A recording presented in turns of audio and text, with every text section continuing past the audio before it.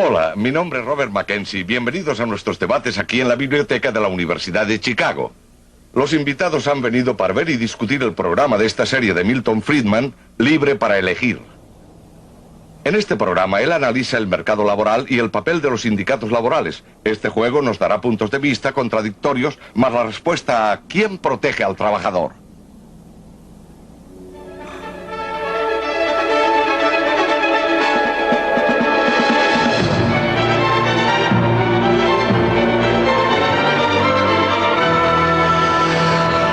Libre para elegir.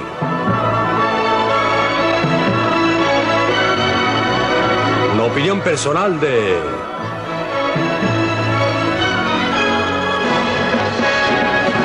Milton Friedman.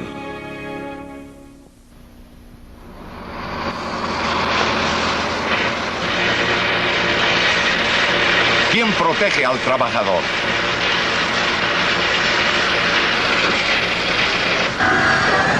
La gente que se gana la vida en la industria pesada rara vez tiene que quebrarse la espalda como lo tenía que hacer la mayoría de los trabajadores hace un siglo.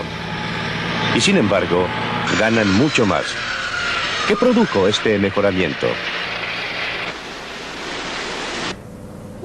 La primera reacción de mucha gente sería probablemente que el enorme progreso de los trabajadores en los últimos 2 siglos se debe a los sindicatos. Pero es obvio, por lo menos para los Estados Unidos, que esto no es cierto. Porque en el siglo XIX, cuando los obreros estaban bastante bien, apenas si existían sindicatos. Incluso ahora, no más de 1 de cada 4 o 5 trabajadores es miembro de algún sindicato. Y los otros no están nada mal, ya que alcanzan el más alto estándar de vida en el mundo. Por supuesto que los sindicatos producen beneficios para sus miembros, pero no son ellos el motor del desarrollo de la sociedad moderna. Más bien son vestigios de una sociedad preindustrial del ayer, del tiempo de las ligas entre artesanos en el medievo, o para volver más atrás aún, del acuerdo entre médicos en Grecia hace 2000 años. De la minúscula isla griega de Kos, la costa de Asia Menor queda a 4 millas en la bruma. Hace 2500 años funcionaban en Kos un hospital y una escuela médica. Trabajaba allí el gran Hipócrates, el fundador de la medicina moderna.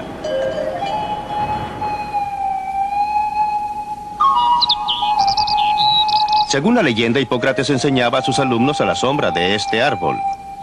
Acogía a cualquiera dispuesto a aprender, mientras le pagara sus honorarios. Según otra tradición, San Pablo se paró acá y predicó el evangelio de la cristiandad.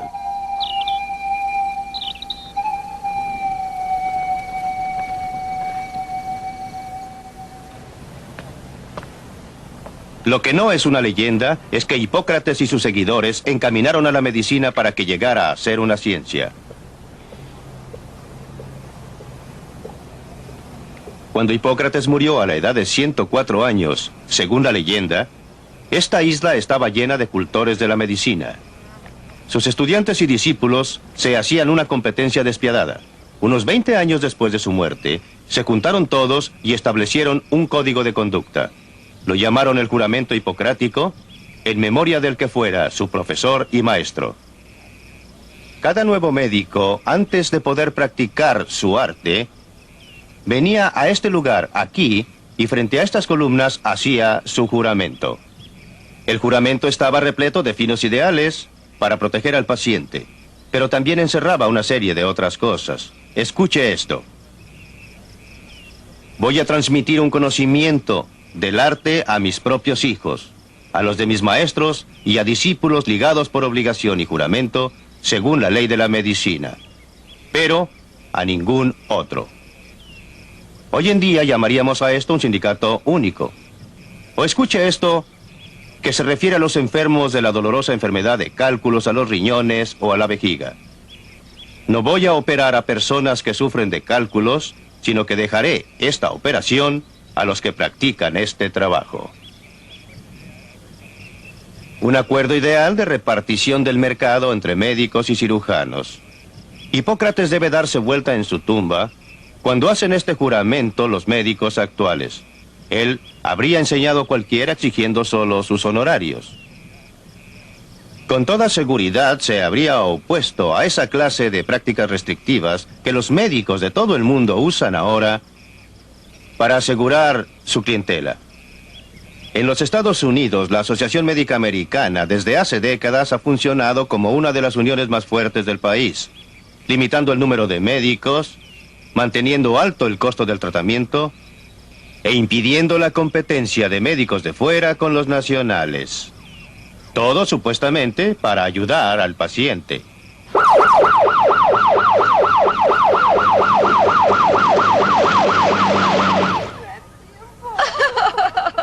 ¿Se puede enderezar? ¡Ay, no sé! ¿Siente algo aquí? La tengo sujeta. Cada uno de nosotros puede tener de pronto necesidad de tratamiento médico. Cuando necesitamos tratamiento médico queremos lo mejor, pero ¿quién puede darnos ese tratamiento? Siempre es un egresado de una escuela médica cara que tiene una tarjeta del gremio llamada licencia médica. O podría ser alguien como este señor, un paramédico profesional trabajando para una empresa privada que ofrece asistencia médica de urgencia. Y ojalá que consigamos con esto un bonito contrato. En los Estados Unidos hay muchas empresas de este tipo que ofrecen tratamientos de urgencia. Este equipo de paramédicos forma parte de un departamento de bomberos en California del Sur. Trabajan bien, pero a menudo los médicos locales se oponen. Aquí en los Estados Unidos ellos toman el juramento hipocrático y creen que deben ser ellos los que traten a los enfermos, que deberían ser ellos quienes salven la vida de todos los accidentados, y que lo haga otro les resulta incompatible con todo lo que se les ha enseñado.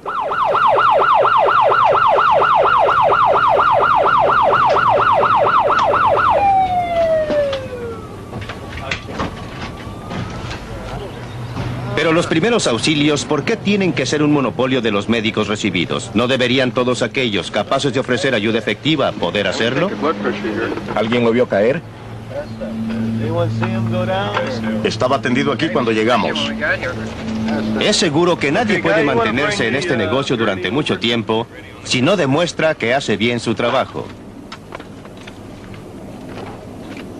Esto lo sabe muy bien Joe Dolphin. Tomamos unas gráficas de estadística de los resultados de los paramédicos en California. Para darle un ejemplo, en el distrito de California en que trabajamos nosotros, una zona con unos 580,000 habitantes, menos del 1% de los enfermos que habían sufrido un paro cardíaco, alcanzó a sobrevivir y salir del hospital. Cuando empezamos a funcionar los paramédicos durante los primeros 6 meses, el 23% de los casos de paro cardíaco podían ser resucitados y una vez recuperados, dejaron el hospital para volver a sus trabajos. Creemos que esto resulta bastante llamativo y nos parece que los hechos hablan por sí solos. Sin embargo, comunicar esto a la comunidad médica resulta a veces sumamente difícil. Tienen sus propias ideas.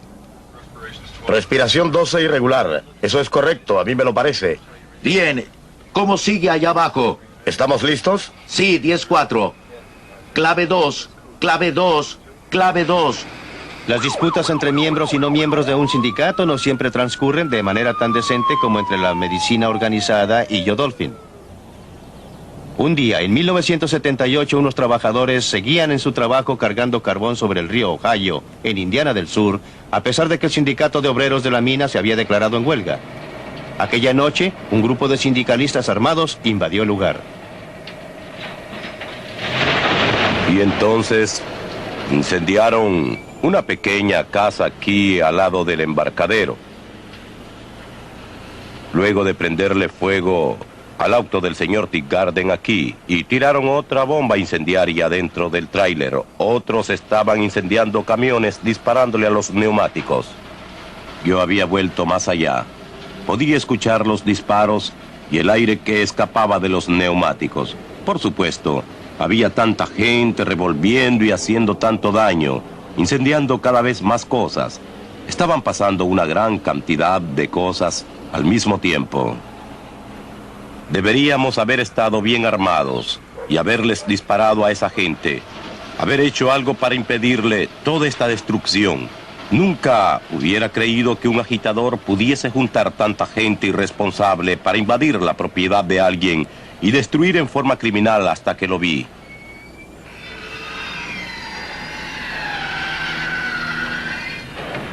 Estos trabajadores están del otro lado de la barrera del sindicalismo. Están construyendo 2 edificios del Seguro Social en Baltimore. En este proyecto del gobierno, cada uno es miembro del sindicato. Su sindicato debe protegerlos contra la competencia de los trabajadores no sindicalizados. Pero algunos constructores del lugar ven un aspecto muy distinto del sindicato único.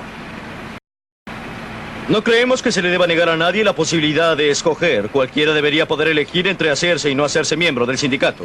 No por la ley que no se imponga a nadie afiliarse a un sindicato. Cuando usted le dice a un hombre que debe pertenecer a un sindicato o que tiene que hacer esto o lo otro, usted se da cuenta que le está sustrayendo libertades. La libertad de este empresario de escogerme a mí, de hacer negocios conmigo. Cualquier empresa requiere este derecho de poder escoger con quién hacer negocios, y de la misma manera nuestros empleados tienen el derecho de escoger si quieren o no hacerse miembros de un sindicato.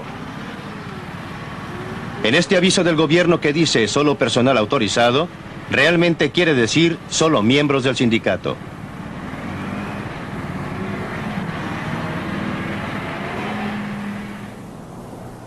Desde hace tiempo los sindicatos se han dado cuenta que la manera más segura y más eficaz para obtener poder sin violencia es el tener al gobierno federal de su lado. Por eso muchos sindicatos fuertes ubican su sede en las proximidades de la fuente del poder. Los dirigentes de los sindicatos que están ubicados cerca del Capitolio conocen muy bien este lugar. Es la sala asignada a la Comisión de Educación y Trabajo de la Cámara de Representantes. En ella se discute y se formula gran parte de nuestra legislación laboral antes de ser presentada al Congreso. Este tipo de sala la conozco muy bien porque me ha tocado dar a menudo testimonio delante de comisiones del Congreso, y todas las comisiones sesionan en salas como esta. Allá arriba en el estrado es donde toman asiento los miembros del Senado. Por supuesto, detrás de ellos se aglomeran los ayudantes. Como usted sabe, cada uno de los miembros de la Cámara y del Senado tiene como 30 o 40 asistentes. A menudo, en las salas de comisiones, no hay casi nadie fuera de estos ayudantes. Cuando yo comparecía, lo hacía allá, donde presentan su testimonio los testigos. A veces me parecía todo un espectáculo montado solo para los ayudantes, con un miembro de la Cámara o un senador asomándose de vez en cuando para ver de qué se trataba. Esta, por ejemplo, es la sala en que hace poco se llevaron a cabo las audiencias sobre los últimos aumentos del salario mínimo. ¿Quién supone usted que ha venido para ofrecer testimonio en favor del aumento del salario mínimo? ¿Supone acaso que han sido representantes de la gente pobre directamente afectada por el proyecto de ley? Nada de eso. Los principales que vinieron a declarar fueron representantes de la Federación Americana de Trabajadores, la AFL-CIO, la principal y más poderosa organización de sindicatos del país. Difícil que haya un miembro de alguno de estos sindicatos que trabaje por un salario cercano al nivel mínimo. Pese a toda la retórica sobre la ayuda a los pobres, ellos están en favor de un aumento de salario mínimo por motivos diferentes, porque protege a los miembros de su sindicato de la competencia de los que ganan menos y carecen de experiencia.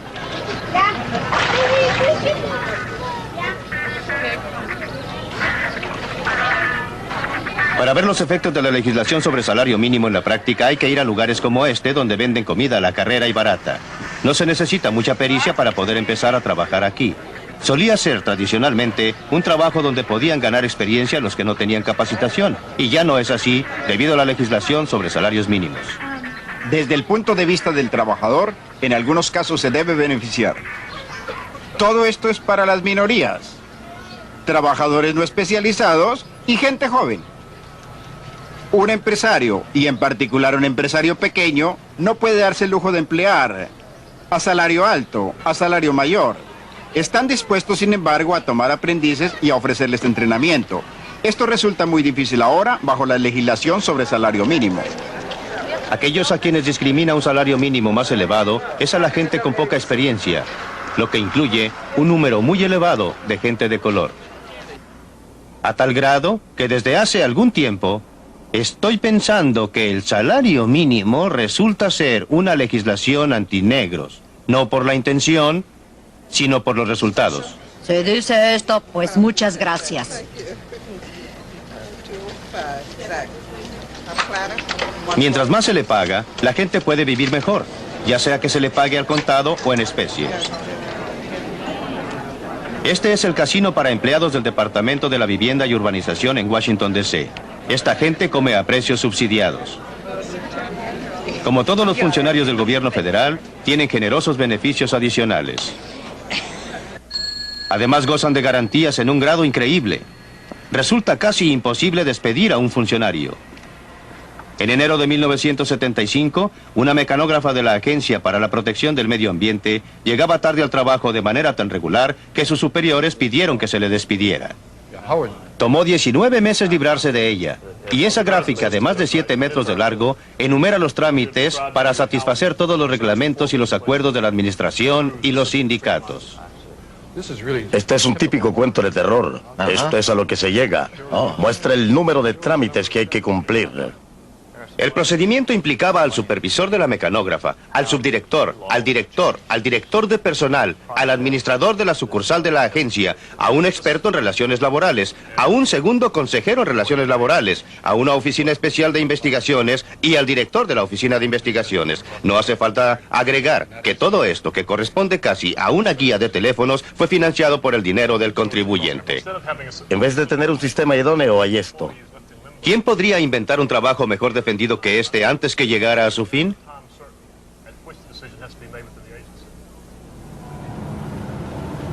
A media hora en auto de Washington está el distrito de Montgomery, donde viven muchos funcionarios altamente colocados. Tienen el ingreso medio por familia más elevado de todos los distritos en los Estados Unidos. De los empleados que viven aquí, 1 de cada 4 trabaja para el gobierno federal. Como todos los funcionarios públicos, tienen la seguridad de su empleo, salarios reajustables según el costo de la vida. Muchos de ellos consiguen beneficiarse además con el seguro social sacando 2 tajadas. Muchos de sus vecinos deben sus ingresos también a la acción del gobierno federal. Si no son miembros del Congreso, son gestores o son ejecutivos de corporaciones con contratos del gobierno. Porque ha crecido el gobierno, es que crece este vecindario.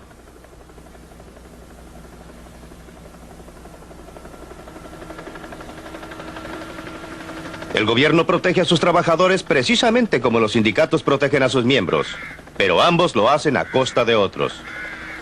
No debería ser así.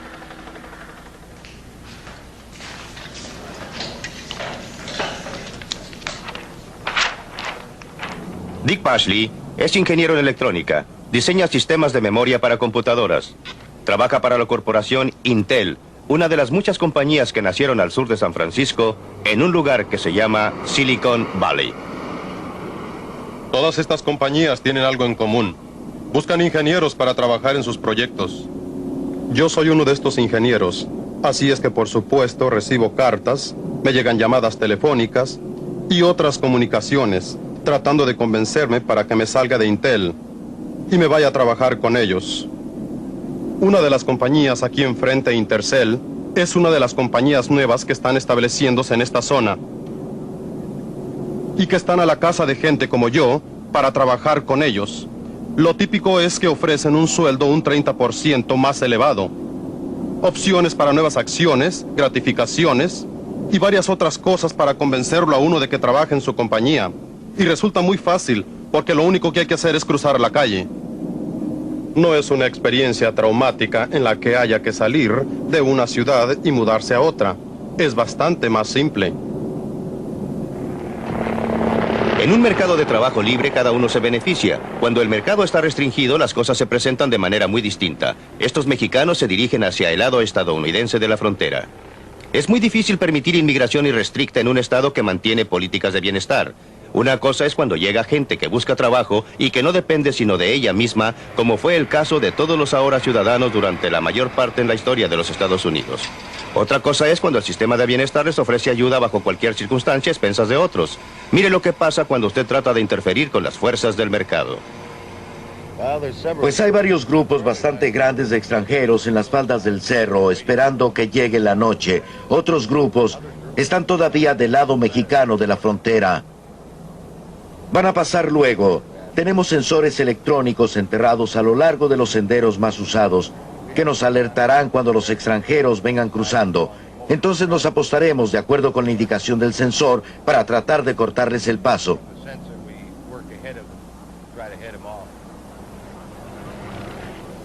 Atención, patrullas fronterizas. Hay más de 100 tratando de cruzar en el área donde estoy sobrevolando. Atención, patrullas fronterizas.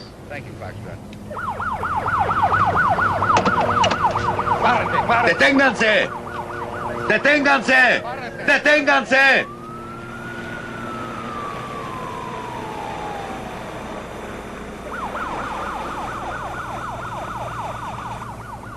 Este no es un caso de los buenos contra los malos. La policía está simplemente cumpliendo con su deber. Estos mexicanos, pobres, vienen empujados por el hambre y les atrae la perspectiva del trabajo. Suban, por favor. La policía tiene una tarea imposible. Van a correr, los vamos a detener, los vamos a devolver, pero tarde o temprano van a cruzar la frontera y después de un tiempo lo harán de nuevo. En solo un mes, en 1978, se detuvieron a 60,000 inmigrantes ilegales en esa parte de la frontera. Pero créalo o no, los patrulleros de frontera estiman que casi 200,000 alcanzan a pasar. Hasta lugares como este, en California del Norte, donde había trabajo esperándolos.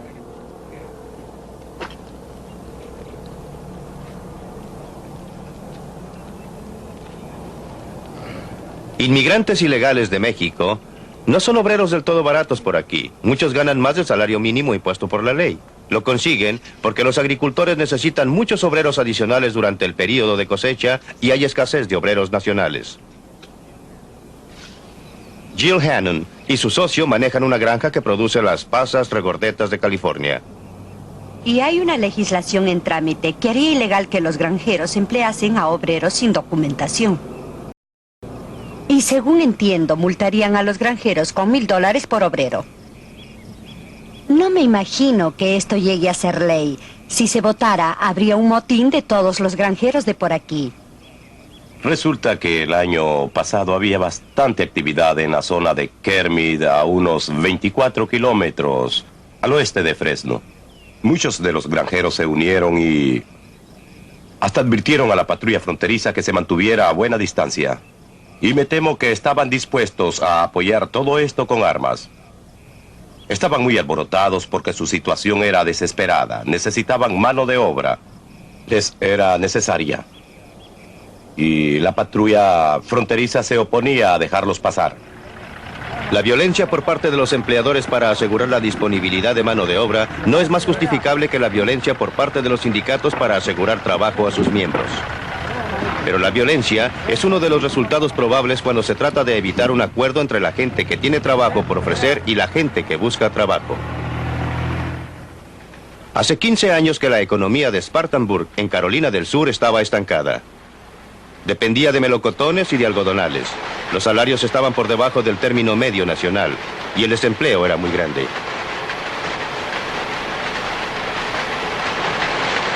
Entonces, dramáticamente, el cuadro cambió. La gente de Spartanburg decidió transformar su ciudad en un centro de comercio libre. Lo hicieron sobre la base de una ley nueva de derecho al trabajo, eliminando muchas restricciones laborales. El Consejo Distrital redujo los impuestos al mínimo. Hicieron publicidad al hecho de que Spartanburg era un lugar donde valía la pena invertir. En Spartanburg, los resultados han sido revolucionarios y vinieron empresarios desde Alemania, Suiza y de todas partes del mundo para construir fábricas y establecer plantas. Los trabajadores de Spartanburg se beneficiaron sin duda con las industrias nuevas. Los primeros en darse cuenta han sido quienes poseían y quienes operaban las industrias tradicionales. En términos de negocio ha sido un problema.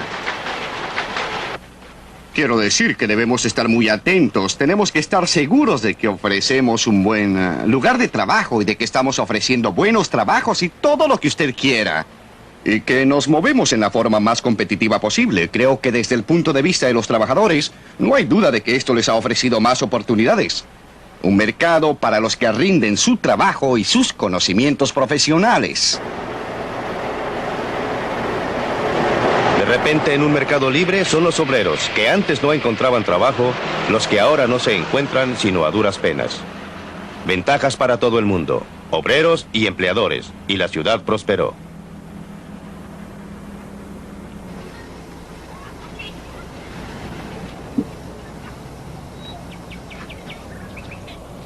Uno de los obreros que llegó a Spartanburg fue el señor Huma. Vino como refugiado de la Uganda de Idi Amin. Llegamos a este país con $139. Tenía familia, mi mujer y 2 hijos, y veníamos con solo 4 maletas de ropa que pesaban 20 kilogramos cada una. No nos dejaron salir más que con eso. Teníamos que dejar nuestras posesiones, todas nuestras propiedades en Uganda. Y justamente vine a dar a la Flowers Baking Company y me tomaron como obrero para trabajar en la panadería a $2.49 por hora.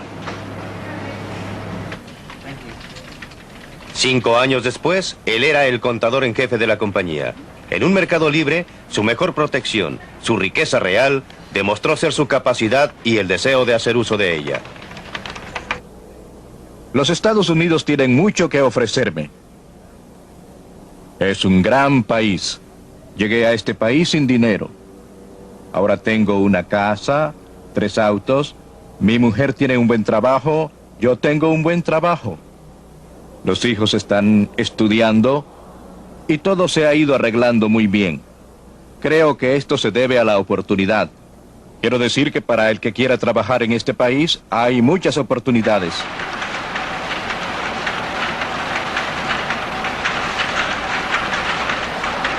Cuando los sindicatos obtienen salarios más altos para sus miembros, restringiendo el acceso al mercado ocupacional, estos salarios afectan a otros trabajadores, reduciéndole las oportunidades.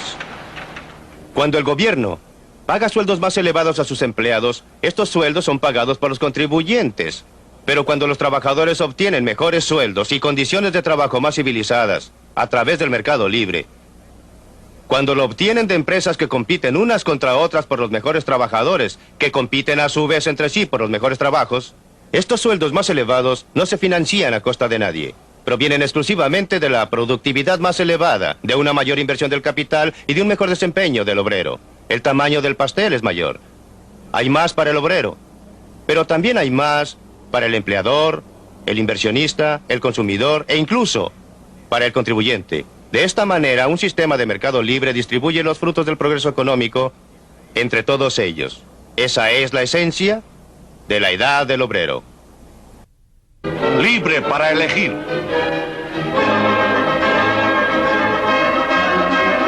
Ya empezó la discusión aquí en la Universidad de Chicago. Pues nosotros hemos estado intentando un sistema de mercado libre sin sindicatos. Lo probamos en los años 20 y hasta en los años 30 y llevó al mundo al mayor desastre económico de los tiempos modernos, pero no creo que estemos hablando aquí del mercado libre en sí o de sindicatos en sí. Estamos hablando de mercado libre con o sin sindicatos obreros. Y un sistema de mercado libre sin sindicatos es un desastre. Oigamos las opiniones de otros miembros del grupo sobre esto. ¿Es el sistema de mercado libre como propone Milton Friedman y no los sindicatos obreros lo que mejor protege o mejor sirve a los intereses del trabajador, señor Walter Williams? Bueno, me parece claro que los sindicatos obreros sirvan a los mejores intereses de los trabajadores agremiados, a expensas de los trabajadores que han sido excluidos de los sindicatos. Ernest Green. No hay sociedades democráticas sin sindicatos obreros. Y creo que para cualquier país democrático es esencial el derecho al trabajo, el derecho de organizarse, y creo imprescindibles, si queremos mantener un país democrático, estas libertades. El derecho del obrero a organizarse es un objetivo básico que todos tenemos que mantener. Brady. Si estos derechos son tan vitales, ¿por qué hay tantos miembros que están dejando los sindicatos? ¿Por qué están perdiendo tantos inscritos? ¿Por qué los sindicatos están perdiendo tantas elecciones de descalificación? ¿Por qué el número de miembros de los sindicatos bajó tan vertiginosamente del 23% de la fuerza laboral a donde está ahora? Menos del 18%. Todo depende de qué datos toma usted, pero los obreros no dejan los sindicatos por oleadas. Los sindicatos no disminuyen vertiginosamente. El mío, la Unión de Trabajadores del Acero, los sindicatos principales y muchos sindicatos chicos están muy activos en trabajos de organización y están creciendo. La composición del trabajo en la sociedad está cambiando. Tenemos algunos empleadores, como lo vimos en la película, que lo que quieren hacer es precipitarse hacia el sur y tratar de ubicarse en un ambiente antisindical e invertir su dinero en la prosperidad del sur en vez de la del norte. Donde se invierte dinero es donde va a haber prosperidad. Y también hemos visto a un grupo de funcionarios del gobierno y empleados de servicio donde veíamos empleadores en esta película que se quejaban del salario mínimo de $2.90 No la sé hora. si al invertir usted dinero en cualquier negocio deba salir ganando. No creo que pueda dar esto por supuesto, o sea que me parece que está manejando una premisa que no es correcta. La pregunta de fondo que estamos discutiendo es, ¿quién protege al trabajador? ¿Es el sindicato obrero o el mercado libre lo que mejor sirve sus intereses? Bueno, por la evidencia que yo tengo de varios proyectos de investigación en los que yo he trabajado, creo que a menudo los sindicatos protegen a sus miembros a expensas de gente en situación desventajosa. Y es una cuestión muy interesante, esa de que los sindicatos en todos los tiempos han estado discriminando contra toda clase de gente y en favor de una clase particular de trabajadores. No es verdad, Walter. Hemos no es visto a verdad. sindicatos declararse en huelga, matar a algunos, dejar inválidos a otros porque querían incorporarse. Y en los términos de la observación del señor Green, él dice que una sociedad libre y democrática necesita sindicatos laborales. Sí, esto es verdad. Necesitamos el derecho de la asociación voluntaria. La gente tiene el derecho de formar asociaciones, pero no debe ser una exigencia que usted tenga que ser miembro de un sindicato para poder conseguir un contrato de trabajo. No podríamos tener algo más de realismo en esto, Walter. Hablar de los sindicatos en todos los tiempos no tiene sentido para describir dónde nos encontramos ahora en este siglo y en la hora actual. Este asunto de tratar de relacionar el origen de los sindicatos con la profesión médica y los juramentos hipocráticos o hipocríticos, según lo vea uno, volver al pasado de Grecia no es muy pertinente para nuestra realidad. Sí, lo es. La violencia, escúcheme un minuto, yo estaba esperando con paciencia. La violencia está asociada con, pues no con santa paciencia, pero sí esperé. La violencia está asociada con el movimiento laboral y lo demás ha sido mínimo y ha sido una reacción de este siglo, y no durante todos los tiempos. Una reacción de este siglo contra la violencia infligida a obreros por corporaciones y grupos económicos poderosos cuando no había una organización laboral que los protegiera, ni había manera de defenderse contra ese afán de ganar y tener poder. Ahora me dirijo a Milton porque se ha dado cuenta cómo va la discusión. Así es, lo que Lynn Williams está diciendo son puras tonterías. No hay otra, no hay dos maneras para eso. Las condiciones del obrero habían mejorado mucho en este país antes de que los sindicatos de obreros adquirieran importancia. No me van a contar que los millones de personas, mis padres, sus padres y los padres de muchas personas en derredor nuestro, llegaron a este país desde Europa para ser explotados o que llegaron para ser sometidos a la violencia. Por supuesto que habían incidentes y violencia. Disculpe, pero no estoy de acuerdo con usted. Creo que la mayoría de los negros no llegaron a este país por voluntad propia, sino que ellos fueron embarcados. Y todo en relación con... Déjele terminar y después volvemos Los con negros usted. son una excepción, estoy 22 plenamente de millones de acuerdo con excepciones, usted, ¿no? pero constituyen una excepción muy importante. Pero también hay millones y millones. La gente que representa al señor Williams en su mayoría no son negros. Vienen principalmente de los países eslavos de Europa Oriental. Si ve quiénes son los miembros del sindicato Es del que acero. si volvemos atrás, es claro que había violencia. Siempre ha habido violencia. No tiene excusa. No estoy disculpando la violencia de parte de nadie. Pero estoy de acuerdo con el señor Green y con Walter Williams en que la gente debería tener la libertad para organizarse.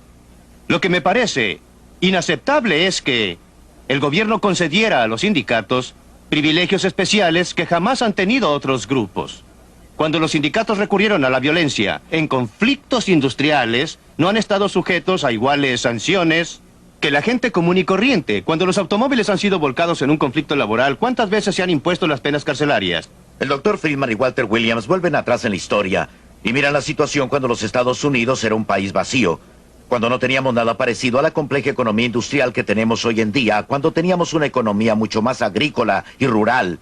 Y por supuesto, cuando Cuando los pobres campesinos de Europa, mis antepasados y la mayoría de nuestros antepasados, y no hablo de los eslavos, que es una situación distinta, pero cuando esa gente salió de Europa y llegó a un continente amplio y abierto, con el suelo más fértil que se podía encontrar en el mundo, por supuesto que entonces había progreso y sería demencial negarlo. Pero cuando esto se desarrolló, cuando aumentó la población y cuando nos transformamos en una economía industrial mucho más sofisticada, llegamos a la situación de los años 30.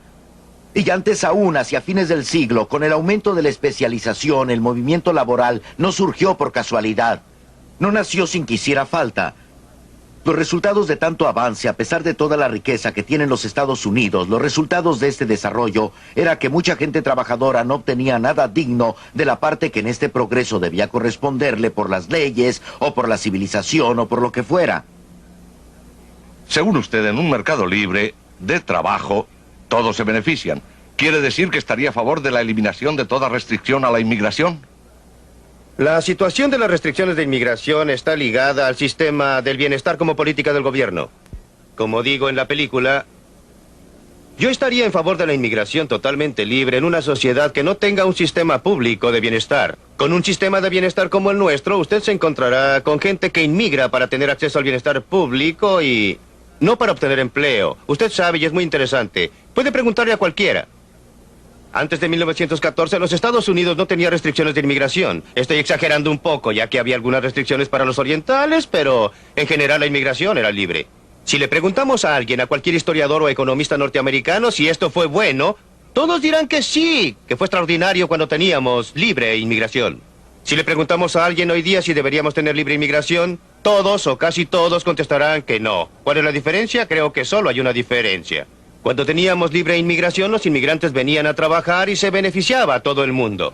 La gente que ya estaba aquí se beneficiaba porque conseguían trabajadores adicionales, trabajadores que podían trabajar con ellos, mejorar su productividad y les permitía desarrollar, aprovechar mejor los recursos del país. En cambio, hoy día, en que existe un sistema que implica una garantía gubernamental de ayuda en caso de necesidad, está confrontándose con un problema muy real. Sí, eso es verdad. Por eso, hoy en día, bajo las circunstancias actuales, usted no puede, desgraciadamente, tener libre inmigración.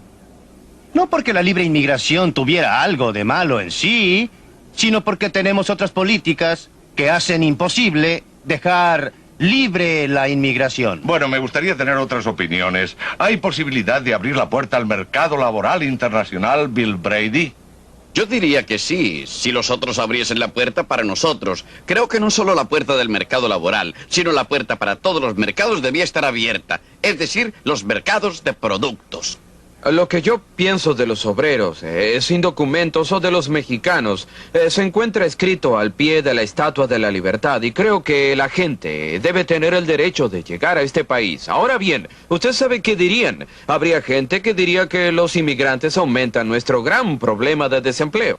Y eso lo señalé diciendo, esta es la misma retórica que los irlandeses emplearon cuando los negros iban hacia el norte, y nos usaron como chivos expiatorios. Y nos dicen, hagan que esa gente se vuelva donde vino para que los nuestros puedan tener empleo. También los sindicatos han estado haciendo esto, llamándoles peces, rompehuelga, etc. Así es que no deseo que los mexicanos lleguen a ser los nuevos chivos expiatorios de nuestros problemas nacionales particulares. El problema no está en ellos y nuestra nación se beneficia, en la medida que esta gente venga aquí a trabajar.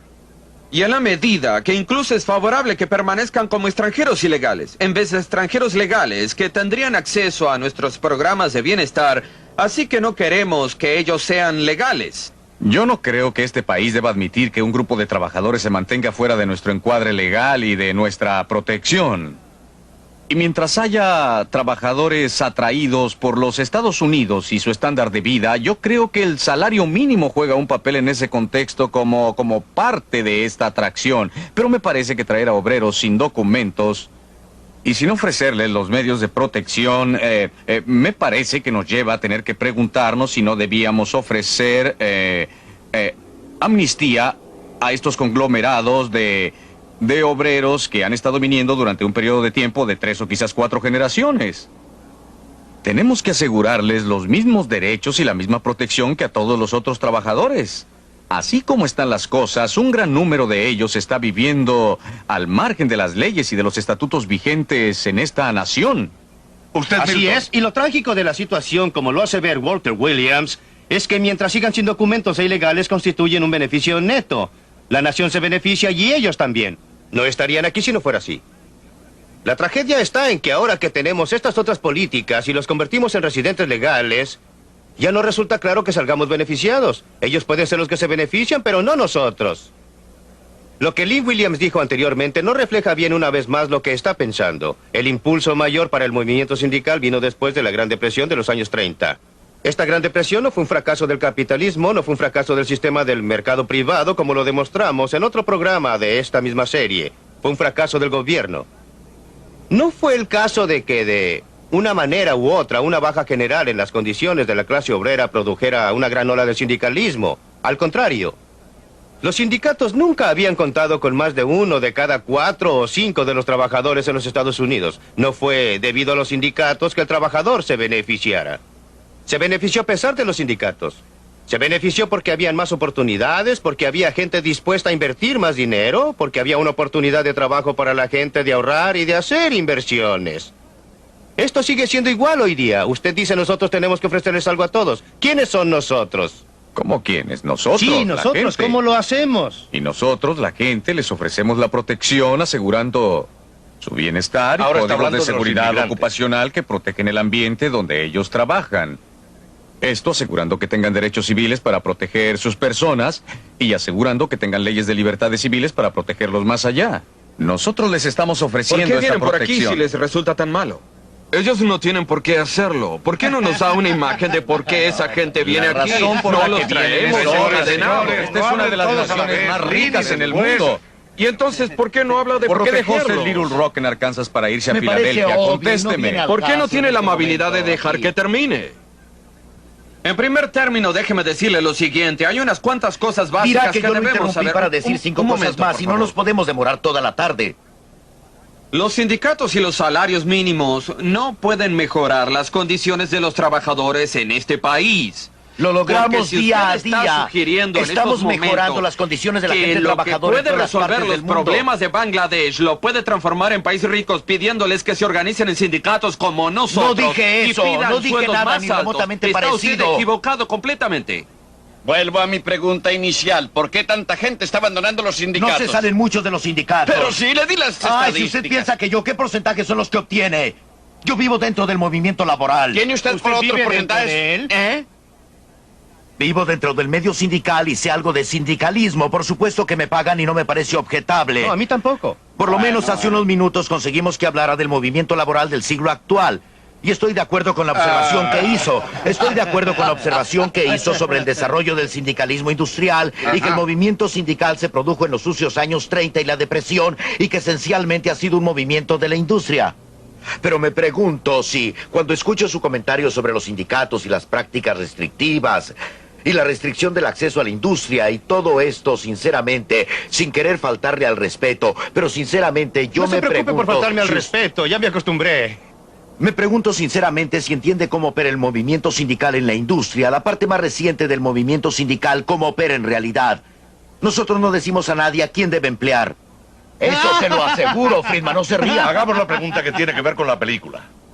El salario mínimo, que es una forma de intervención del gobierno, ¿ha operado en favor de los pobres y en favor de la clase obrera en general? Ya sé que usted se ha ocupado de esto desde hace tiempo.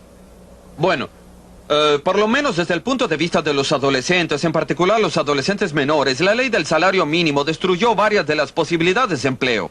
Por ejemplo, en 1948 el promedio de desempleo en la juventud negra entre los 16 y los 18 era de 9.4% y entre la juventud blanca era de 10.4% más o menos. El porcentaje de negros en la fuerza laboral era bastante más elevado que el de los blancos. Y con cada aumento en el salario mínimo se producía la recesión dramática que tenemos ahora. Y por eso la ley del salario mínimo tiene el efecto que podría traducirse en que el que no puede rendir $2.90 en productos por hora no merece el empleo. Es solo el salario mínimo lo que hay que tomar en cuenta. Pero, también la reubicación de muchas compañías.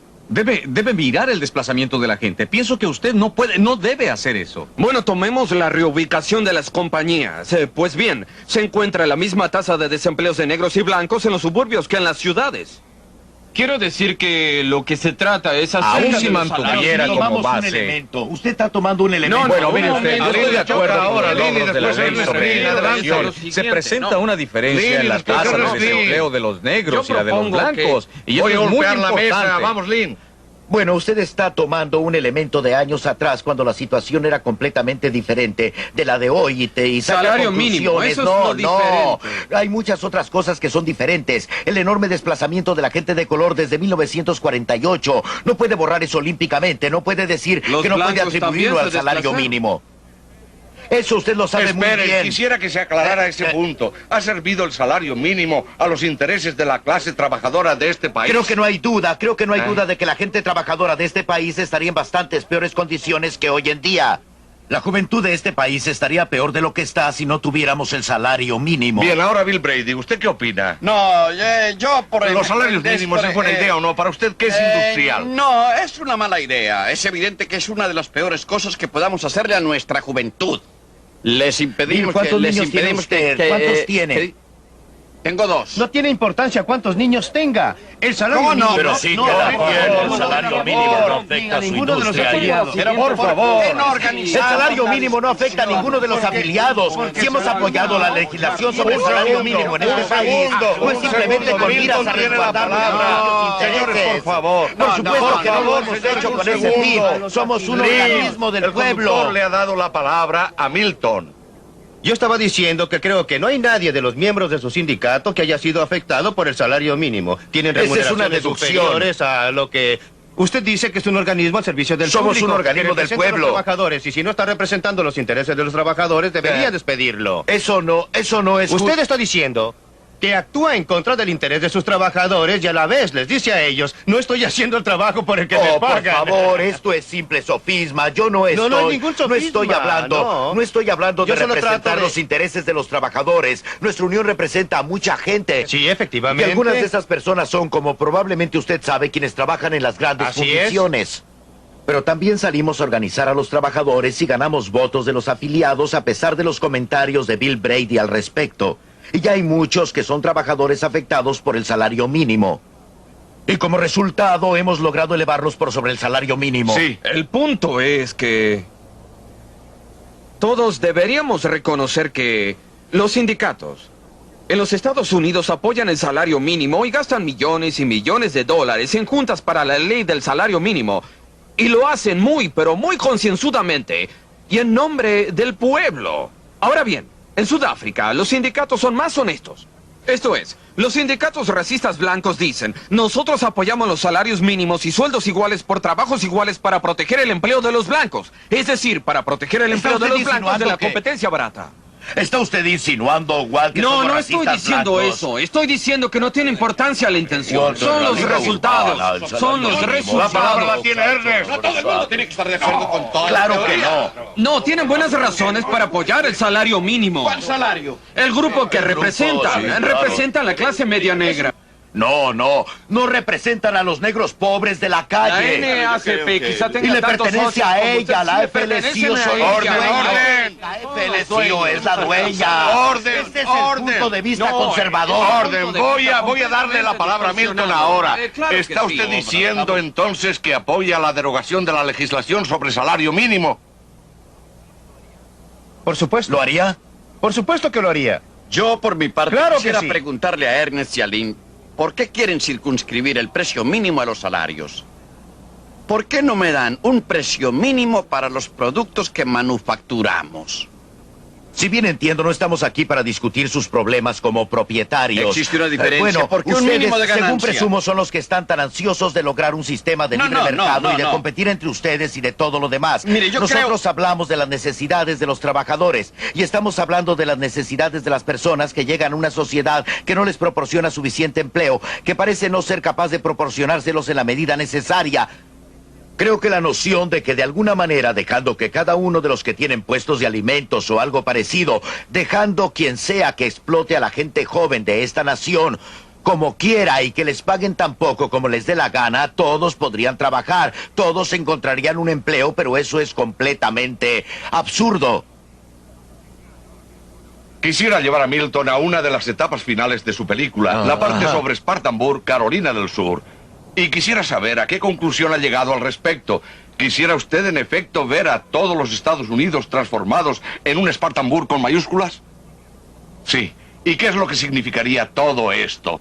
Significaría una mayor oportunidad para todos. Significaría una oportunidad para empleadores en todas partes, para competir entre sí en busca de trabajadores. Significaría una oportunidad para los trabajadores de encontrar empleos que puedan mejorar la utilización de sus especialidades.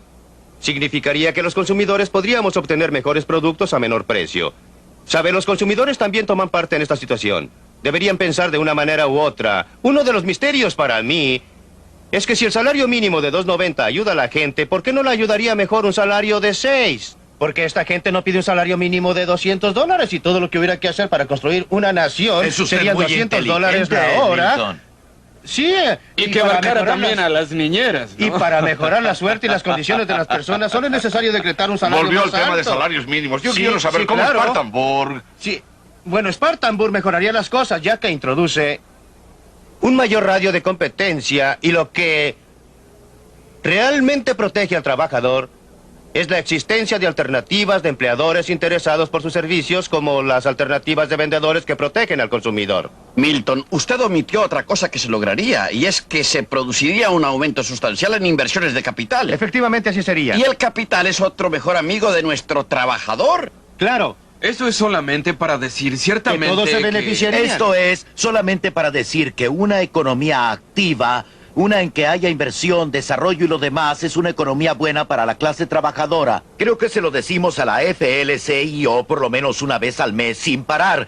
Pero no hay cosa que nos interese más que el tener una economía activa que funcione. La pregunta es cómo lograr eso. Yo sugiero y creo que hay argumentos siempre para lo que querramos discutir acerca de que la prosperidad que tenemos en Norteamérica hoy en día es porque los movimientos laborales han hecho enormes... el movimiento laboral ha contribuido enormemente a eso. Y de no haber existido el movimiento laboral, de no existir el salario mínimo, este país no sería tan próspero y Espera un tan momento, brillante Lynn, en sus... espera un momento. Quisiera escuchar reacciones a eso. Él citó el caso de lo que habían logrado los sindicatos. ¿Acepta usted alguna parte de esa declaración?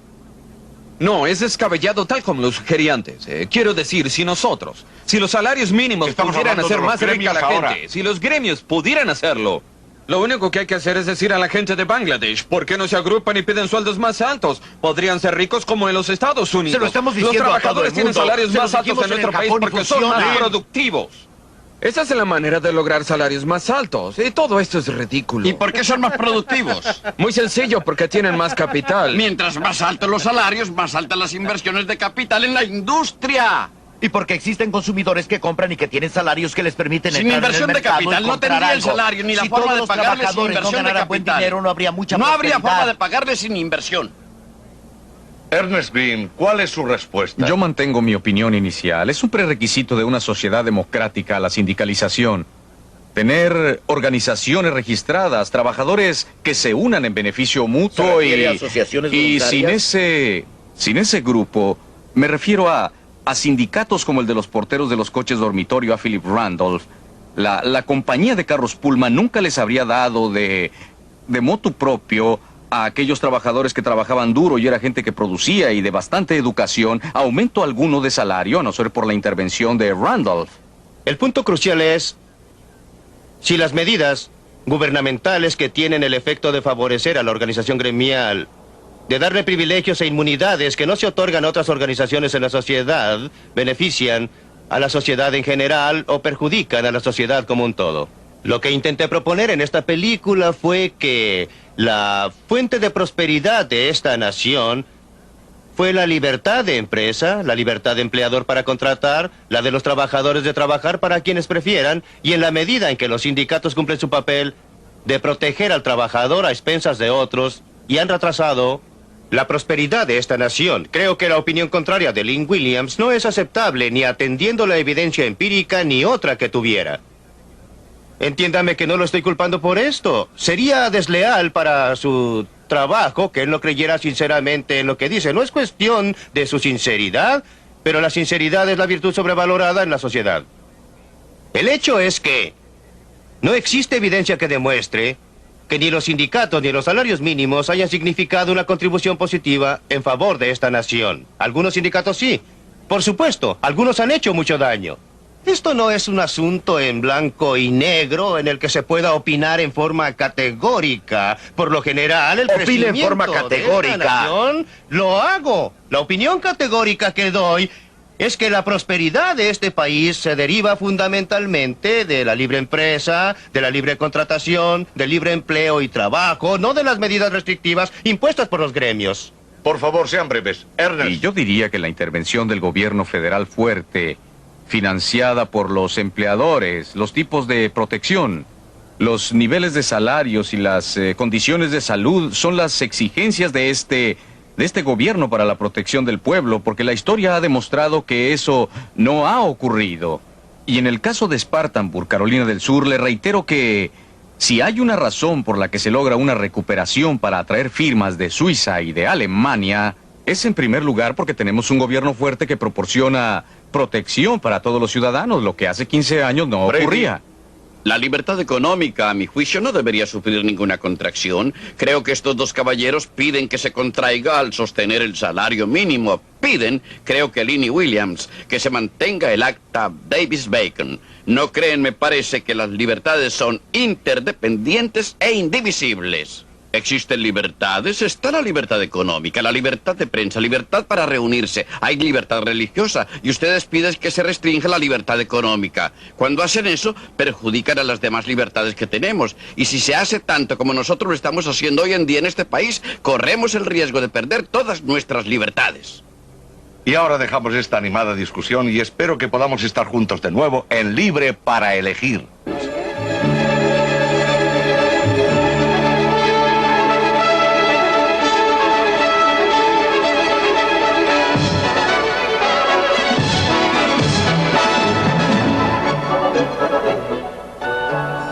En el próximo programa, Milton Friedman enfocará uno de los más angustiosos problemas de hoy, el problema de la inflación. Existe una manera de afrontarlo. Si es su deseo conocerla, no se pierda Libre para Elegir la próxima semana.